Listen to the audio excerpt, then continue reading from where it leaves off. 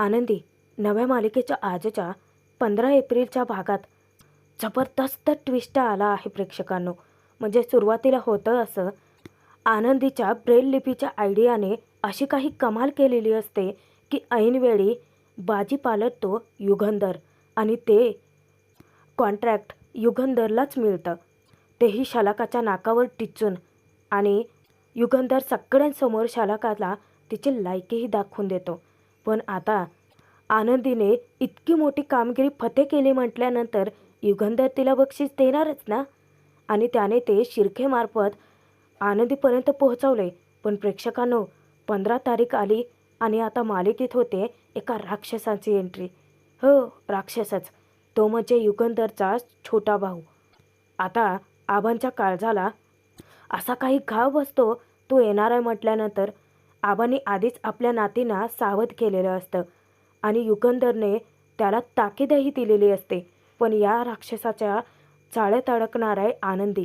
पण आता तो छोटा भाऊ नक्की आहे तरी कोण? आणि युगंधरने आनंदीसाठी काय गिफ्ट पाठवले बघूयात. त्यासाठी भाग शेवटपर्यंत जरूर बघा आणि प्रेक्षकांनो, आपल्या व्हिडिओला हाईप पॉईंट जरूर द्या. शलाकाने सर्वांसमोर युगंधरचा इतका पाणउतारा केलेला असतो की तो त्याला सहनच होत नाही.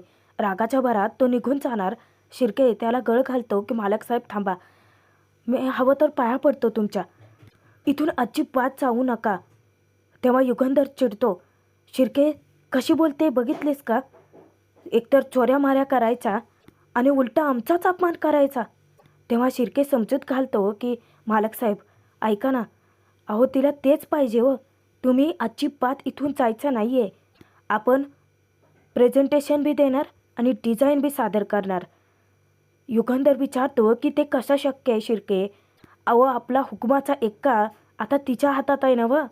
तो तिने जगासमोर तिचा असल्याचं मांडलंय आणि आता आपण कसं प्रेझेंटेशन करणार?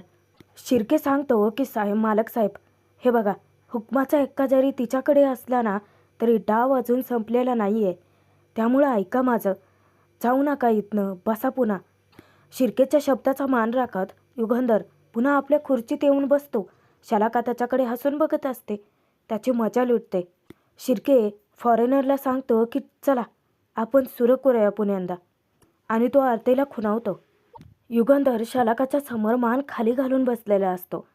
इकडे आनंदीने रात्री फॅक्टरीत नक्की काय प्रसंग घडला ते सगळं सांगितलेलं असतं. त्यानंतर आम्ही तायडीला बेस्ट लक दिलं आणि मग आम्ही घरी आलो. तेव्हा आरचे कौतुक करत म्हणते की खरंच आबा, दीदीनं रात्री काम करताना ना एकदम अशी साऊथच्या हिरोईनवानीच वाटत होती. आनंदीने कसा फुलप्रूफ प्लॅन बनवला. त्यानंतर सगळे कामगार एकजूट होऊन आनंदीच्या प्लॅनसोबत सहभागी झाले आणि पहिलं डिझाईन त्यांनी कसं तयार केलं ते सगळं आबांच्या कानावर घालतात. आता आनंदी म्हणते की आरचे काय बी काय फेकायला लागलीस. आबा अजूनही अस्वस्थच असतात, म्हणजे त्यांना खूपच भीती वाटत असते. आनंदी विचारते की काय झालं आबा? आरची म्हणते की आबा, आम्ही रात्रभर जागून केलेलं काम तुम्हाला ते आवडलं नाही का? तेव्हा आबा सांगतात की पोरीनो, तुम्ही कामगिरी एकदम छान बजावले, पण मालक साहेब म्हणजे तापलेले लोखंड आहे. त्यांच्या परवानगी बिगर केलेली कुठलीच गोष्ट त्यांना पचणार नाही. आनंदी आबांना शांतपणे नाश्ता करायला सांगते. आबा म्हणतात की तसं नाही, मालक साहेबांनी जा विचारला तर, अचानकच डिझाईन का बदललं असं विचारलं तर. तेव्हा आनंदी समजावते की आबा, आता शिर्के साहेबांनी घेतले नवं जबाबदारी, मग तुम्ही जास्तीचा विचार नका करू. इकडे आता मीटिंगमध्ये वेळ येते युगंधरच्या फॅब्रिकची. शिर्के आरतीला लगेच आदेश देतात की ते डिझाईन दाखवण्यासाठी सांगतात. आता आरती डिझाईन फॉरेनरच्या हाती सोपवते. पण शलाका इतकी डिवचत असते ना युगंधरला, मुद्दामच म्हणते की चला आता आमच्या भाऊजीचा नंबर. मला तर इतकी उत्सुकता आहे. नाही म्हणजे आमच्या भाऊजीच्या डिझाईन तशा मस्तच असतात हो. आता बघायचे ते फॉरेनर जेव्हा डिझाईन चेक करतात ना तेव्हा ते युगंधरला म्हणतात की डिझाईन सेमच आहे, मिस शलाकासारखी. तेव्हा शिर्के त्यांचा गैरसमज दूर करतो की नाही नाही साहेब, तसं नाही आहे.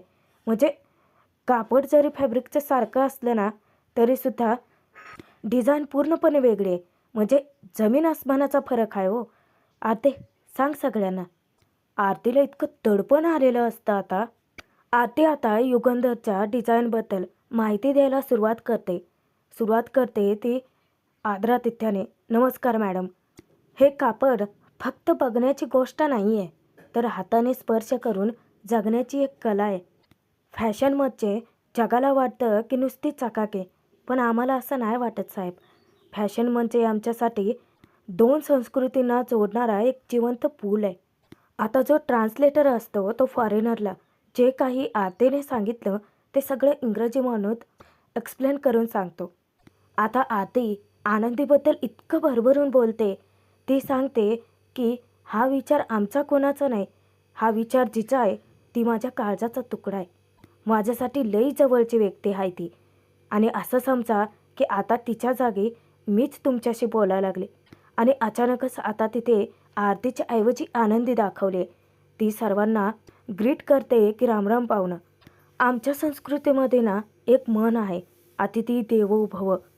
तुम्ही आज आमच्या इकडे 7 समुद्र पार होऊन आलात, पण ज्या वेळेस तुम्ही आमच्या इथल्या मातीत पाऊल ठेवलं ना, तर तुम्ही आमचं फक्त पाहुणं राहिला नात, तर आमच्या कुटुंबाचा एक भाग झालात. आमच्या ज्ञानेश्वर माऊलींनी म्हटलंच आहे की हे विश्वाची माझे घर. याचा अर्थ आपण जरी रंगाने रूपाने वेगवेगळे असलो तरीसुद्धा आपल्याला जोडणारा एक असा धागा आहे जो आहे माणुसकीचा. एक विणकर जसं एक एक धागा जोडून कापड विकतो ना, तसं आमचं हे प्रोडक्ट विकण्यासाठीचं फक्त एक साधन नाही, तर ते दोन संस्कृतींना एकत्रित आणणारं एक आध्यात्मिक वस्त्र आहे. या कापडावरची उठावदार नक्षी तुम्ही नक्की बघा. याला ब्रेल लिपी म्हणतात. आणि या धाग्यामध्ये या डिझाईनमध्ये आम्ही 2 रंग वापरले आहेत. एक पॅरिसचा निळा म्हणजेच विश्वासाचं प्रतीक आणि एक भारताचा भगवा म्हणजे शौर्याचं प्रतीक. या कापडाच्या विणलेल्या प्रत्येक धाग्यात इचलकरंजीच्या मातीतील घामाचा गंध बी आहे आणि तिथल्या मातीतील मायेची ऊब बी आहे. या जगात अशी बी माणसं आहेत ज्यांना डोळ्यांनी नीट दिसत नाही, मग त्यांना निळा भगवा हा रंग कसा कळणार.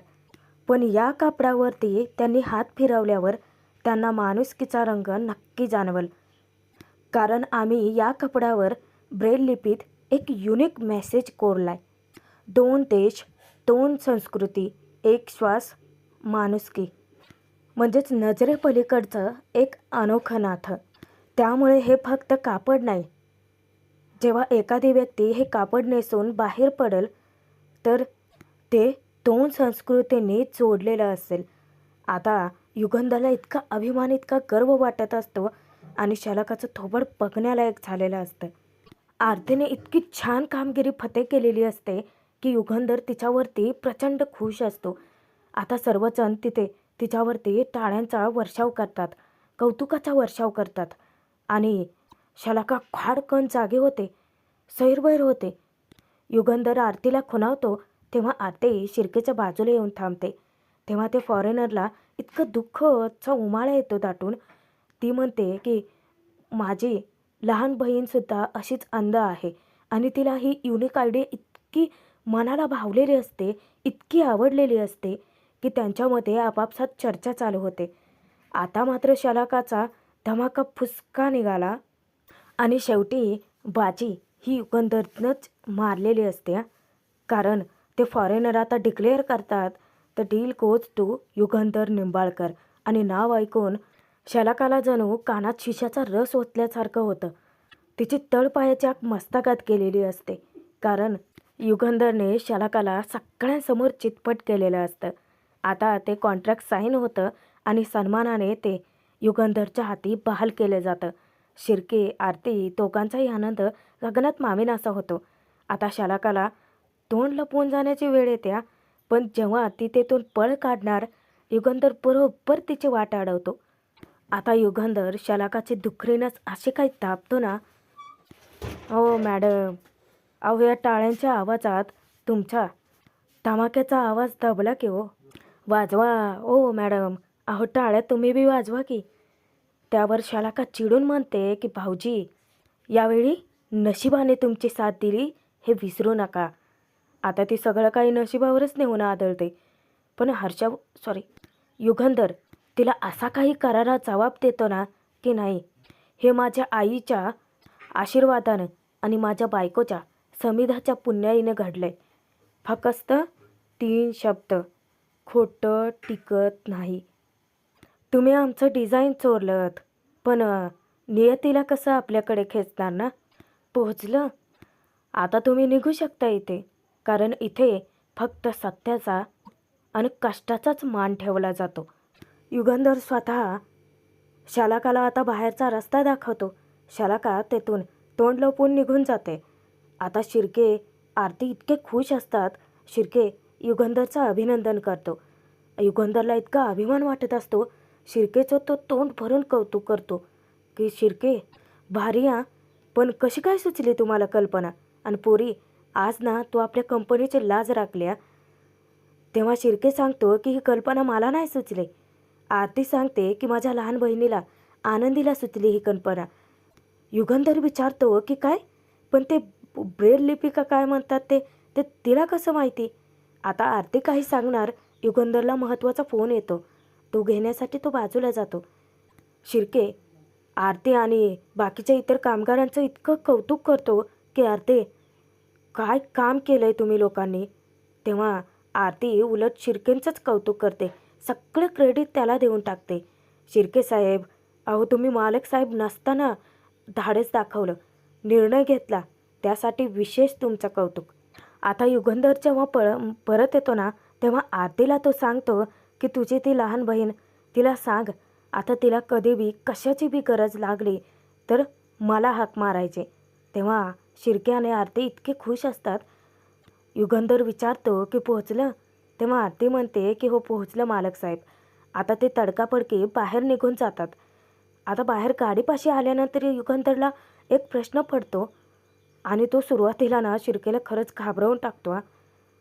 शिर्केला तो विचारतो की पण ऐनवेळी असे अचानक डिझाईन का बदलण्यात आली आणि त्याचं अप्रुव्हल कोणी दिलं? शिर्के, अप्रुव्हल कोणी दिलं? तेव्हा शिर्केची बोबडीच ओळते की तो इतका घाबरून जातो. पण युगंधर दुसऱ्याच सेकंदाला हसत म्हणतो की पोहोचले शिर्के, तुमच्याशिवाय इतकं मोठं धाडस कोण करणार. चला बसा गाडीत, फॅक्टरीत पेढं वाटायची तयारी करा. तेव्हा शिर्के पटकन त्याच्यासाठी दरवाजा उघडतो आणि सांगतो की चला पेढं वाटायचे आहेत मालक साहेब. पण इकडे आबा अजूनही त्याच टेन्शनमध्ये असतात. ते आरतीच्या वाटेकडे डोळे लावून बसतात. आबांचं आता नाश्त्याकडेही लक्ष नसतं. अचानक ते उठतात आणि देवासमोर जाऊन डील मिळू देत म्हणून प्रार्थना करत असतात. दडपण तर आनंदीलाही आलेलं असतं. पण इतक्यात आरतीच्या पैंजणाचा आवाज काय येतो आणि आनंदी उत्साहाने आनंदाने आबांना सांगते की आबा, काही बी काळजी करू नका, ही डील फक्त आपलीच आहे. इतक्यात आरती धावत येते आणि सांगते की होय आबा, ही डील आपल्यालाच मिळाली. मालक साहेबांनी मैदान मारलं, संपला की विषय. तेव्हा सर्वजण इतक्या खुश असतात. आरती, आनंदी तिघेही एकत्रित घट्ट मिठी मारून आरडाओरडा करून आनंद साजरा करत असतात. आबांना प्रश्न पडतो की पण आनंदी, आरती घरात यायच्या आधी तुला कसं कळलं? तेव्हा आनंदी सांगते की तिच्या पैंजणावरून जर ती डील आपल्याला मिळाली नसती तर आरतीताईची पावलं जड आली असती ना, पण ती धावत आली. तेव्हाच कळलं विजय आपलाच आहे. आबासुद्धा आपल्या नातींचं तोंड भरून कौतुक करतात की वा वा पोरीनो, कमाल केली तर आज भरून पावलो बघा मी. तेव्हा आरती म्हणते की 1, आनंदी 2, आरची 3, आबा 4 आणि एकमेकांच्या हातावर हात देत त्यांचं ठरलेलं आबा जाधवांच्या नाती हुशार. इकडे युगंधर त्याच्या ऑफिसमध्ये येतो आणि तो येताना पेढ्यांचा बॉक्सच घेऊन आलेला असतो. समिधाच्या फोटोपुढे तो ठेवत तिचे आभार मानतो की समिधा, आज तुम्ही जे मागाल ते मी तुम्हाला देईन. हे समज तुम्हीच घडवून आणलंत ना. मला माहिती आहे समिधा की तू इथंच माझ्या आसपास आहेस. आज समिधा त्या पोरीनं आणि त्याचा हुंदका दाटून येतो. शिर्के विचारतो की काय झालं मालक साहेब? तेव्हा युगंधर सांगतो की काय नाही शिर्के, आज त्या पोरीनं खरंच आबरू लागले आपल्या कंपनीची. समिधा नेहमी म्हणायची, आपल्यावर जर कोणी उपकार केले ना तर ते व्याजासकट परतफेड करायचे असते. आज त्या पोरीनं आपल्या कंपनीचे आबरू वाचवले, म्हणून मला आता तिचे उपकार फेडायचेत. त्या पोरीमुळं माझं नाव आज साता समुद्र पार गेलं. त्या पोरीचे हे उपकार मी कधीच विसरू शकणार नाही. इकडे घरी आबा नातींना तिन्हींनाही विचारतात की तुम्हाला काय खायचं आहे. आरती आता सांगते की श्रीखंड, आरती म्हणते बासुंदी आणि आनंदी सांगते की लापशी. आबा म्हणतात की चला पोरीनो तिने बी करून टाका. आरती चिडून विचारते की आबा पैसे काय झाडायला लागतात होय. ए पोरीनो ते काय बी नाही, आज एकाच गोष्टीवर समाधान मानावं लागते बरं का. तेव्हा आरची इतकी मस्तीखोर आहे ना, खूपच आगाव आहे हे. ती म्हणते की चला दिदे तायडे इकडे या, आबा तुम्ही बी या, आपण आता सुटी आता. आणि ते 1 2 3 म्हणून आपले हात उतरतात. त्यात आता वेळ येते आबांवरती आणि आरची सांगते की आबा आम्ही तिघी सुटलो, जा तुम्ही स्वयंपाक करा आज. आरती तिला असे फटके देते, आरचे आगाव तू आबांना कामाला लावणार आहेस. आता त्यांचा तो गोंधळ चालू असतो, मस्ती चालू असते. अचानक तिथे शिर्केची धाड पडते. शिर्केला पाहता क्षणी आता त्यांचा जीव पुन्हा कंठाशी येतो. मनात इतकी भीती दाटून येते. शिर्के खरं तर आनंदीसाठी गिफ्ट घेऊन आलेले असतं, तेही युगंधरच्या सांगण्यावरून. तो बाजूला ठेवतो आणि त्यांच्यासमोर जाऊन नुसता सुंभासारखा उभा असतो. बिचारानं किती घाबरवून टाकतो हा. आणि आता आपल्याला फ्लॅशबॅकमधलं इथे दाखवलं आहे की युगंधरने शिर्केला सांगितलं होतं त्या पोरीचे आमच्यावर लई उपकार आहेत. जाऊन त्यांच्या घरात कशाची नड आहे ती गोष्ट शोधून काढा. कसा आहे शिर्के, स्वाभिमानी माणसं आहेत ती. तोंडाने कधी बी काय बी नाही मागणार. ज्या गोष्टीची नड असेल ती उद्याच्या उद्या त्यांच्या घरात पोहोचली पाहिजे. म्हणजे युगंधरचा आदेश सरळ आखोपर घेऊन शिर्के डायरेक्ट आनंदीच्या घरी पोहोचतात. हसतात आणि सांगतात की आबा अहो नका घाबरू, मालक साहेब एकदम खुश आहेत बरं का आनंदीच्या कामगिरीवरती. आणि तुम्हाला माहिती आहे का, म्हणून त्यांनी बक्षीस म्हणून काय पाठवले हे बघा, लॅपटॉप. आता आरची पटकन तो लॅपटॉप घेते आणि शिर्के आबांना सांगत असतात की आबा अहो कशाला घाबरताय, मालक साहेब लई खुश आहेत आणि सगळ्यात जास्त तर आनंदीच्या ब्रेल लिपीच्या डोक्यालिटीवर लई खुश आहेत, जाम खुश आहेत बघा. आरची पटकन तो लॅपटॉप उघडते आणि जाऊन धावत आनंदीला दाखवते. आनंदी इतकी खुश असते. आबा म्हणतात की शिर्के साहेब अहो हे कशासाठी नाही, म्हणजे आम्ही तर आमचं कर्तव्य बजावलं होतं ना. आनंदी उत्साहाने सांगते की आबा आता बघा मालक साहेबांनी माझ्यासाठी पाठवलं आहे ना, आता मी लई अभ्यास करणार आणि तुमचं नाव मोठं करणार. तेव्हा शिर्केही आनंदीवरती खूप खुश होतो. त्यानंतर आरती पटकन शिर्केसाठी चहा ठेवते. आता काही वेळानंतर जेव्हा आबा पेपर हातात घेतात त्यांचं फार अवसानच कळून पडतं. जेव्हा त्यांना कळते की आज 15 तारीख आहे, ते खालती कोलमडतात. आबा अस्वस्थ झाल्याचं दिसताच आरती पटकन आरचीला पाणी घेऊन यायला लावते. आनंदी त्यांच्या पायाशी बसते. दोघेही फार घाबरून गेलेले असतात. आबाला विचारतात की काय झाले, तुम्हाला काय होतंय का आबा. आबा त्या दोघींना सांगतात की पोरीनो आज जरा 15 मिनटं लवकरच जा कामावरती, उशीर करू नका. तेव्हा आरती विचारते की काय झालं आबा, कशाचं टेन्शन आलं आहे तुम्हाला. तेव्हा आबा म्हणतात की आज 15 तारीख आहे. मग आरतीच्या डोक्यात प्रकाश पडतो की म्हणजे आज राक्षस येणार आहे. तर आनंदी धक्क्याने उठून विचारते की कोण राक्षस. आरती आता सांगणारच. आबा तिला अडवतात आणि मग काय प्रेक्षकांनो, ते कोडच राहिले, पण पुढील भागात उलगडले. आता जरी भाग संपत असला पुढे मोठा ट्विस्ट आला आहे, कारण आता होते युगंधरच्या भावाची जबरदस्त एंट्री. आबा त्यांच्या तिन्ही नातींना निक्षून सांगतात की तुमचं काम आटोपलं की गावात कुठं बी फिरत बसू नका, लागच्या लागी घरी या. आणि जबरदस्त एंट्री होते युगंधरच्या भावाची. युगंधर त्याला ताकीद देतो की ज्या हाताने दूध पाजून तुला लहानाचा मोठा केला ना, त्याच हाताने फणा ठेचायला बी मागं पुढं बघणार नाही मी. आईला शब्द दिलाय ना म्हणून शांत आहे, नाहीतर तेव्हाच मी तुला गाडला असता. आता नेमकी त्याच्या चाळ्यात अडकते ती म्हणजे आनंदी. तो आता आनंदीला आरशात बघतो आणि त्याच्या मनात वाईट वृत्ती जागृत होते. तो मनात विचार करतो किंवा इथं आता कवळे हरणे घावले, म्हणजे आनंदीवरती आता खूप मोठं संकट येणार आहे. पण युगंधर काय करेल याच्यात? आनंदी अडकेल का या नराधमाच्या कचाट्यात?